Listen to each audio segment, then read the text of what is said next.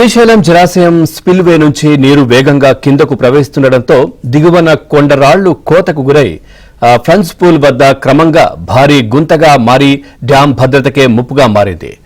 దీనికి వెంటనే మరమ్మతులు చేపట్టాలని ఆంధ్రప్రదేశ్, తెలంగాణ కోరడంతో అనిల్ జైన్ సారథ్యంలో ఎన్డీఎస్ఏ బృందం గత నెల 29న డ్యాంను పరిశీలించింది. ఫ్రంట్స్ పూల్ వద్ద ఏర్పడినటువంటి భారీ గొయ్యిని చూసింది.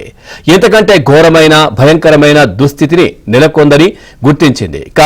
యాప్రాన్ ప్రాంతంలో అమర్చినటువంటి స్టిల్ సిలిండర్లు ఘోరంగా దెబ్బతిన్నాయి. డ్యాం దిగువ భాగంలోని స్ప్లిప్ బకెట్ ప్రాంతంలో స్టీల్ సిలిండర్లు రంధ్రాలు పడి గాల్లో తేలియాడుతున్నాయి.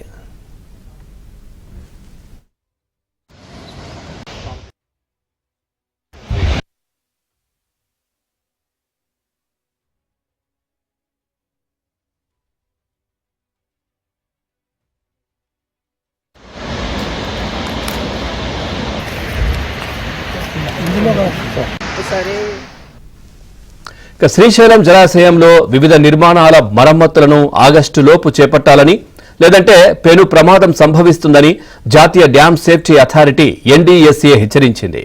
అథారిటీ చైర్మన్ అనిల్ జైన్ ఈ నెల 5న రాసినటువంటి లేఖతో జల వనరుల శాఖ ప్రత్యేక ప్రధాన కార్యదర్శి జి సాయి ప్రసాద్ అప్రమత్తమయ్యారు. నిన్న అత్యవసర సమావేశమై శ్రీశైలం ఇంజనీరింగ్ అధికారులతో సమీక్షించారు. జలాశయానికి మరమ్మతులు చేయాలని 2009 నుంచి కోరుతున్నా ఆర్థిక శాఖ నిధులివ్వడం లేదని అధికారులు ఆయన దృష్టికి తీసుకువచ్చారు.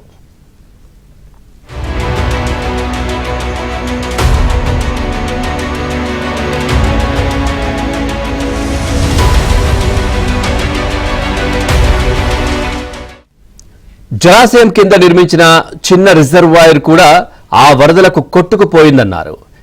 డివిడెండ్ రీఇన్వెస్ట్మెంట్ ప్లేస్ డ్రిప్ 1 కింద కేంద్రం నుంచి 936 కోట్లు విడుదలయ్యాయని, అయితే వాటికి రాష్ట్ర ఆర్థిక శాఖ నుంచి క్లియరెన్స్లు రావడం లేదని చెప్పారు. డ్రిప్ 2 కింద కూడా శ్రీశైలం రక్షణ పనుల కోసం 136 కోట్లు మంజూరయ్యాయని, వాటికి ఆ శాఖ నుంచి క్లియరెన్స్లు రాలేదని సాయి ప్రసాద్ కు తెలిపారు. డ్రిప్ 3లో ఫ్రంట్స్ పూల్ మరమ్మతులకు నిధులు విడుదలయ్యే వీలుందని చెప్పారు. జలాశయం ఎంత మేరకు దెబ్బతింది, దానివల్ల జరిగే నష్టమేంటో అధ్యయనం చేసేందుకు 50 లక్షలు విడుదల చేయాలని ప్రాధేయపడుతున్నా ఆర్థిక శాఖ రూపాయి కూడా ఇవ్వడం లేదని ఆవేదన వ్యక్తం చేసింది.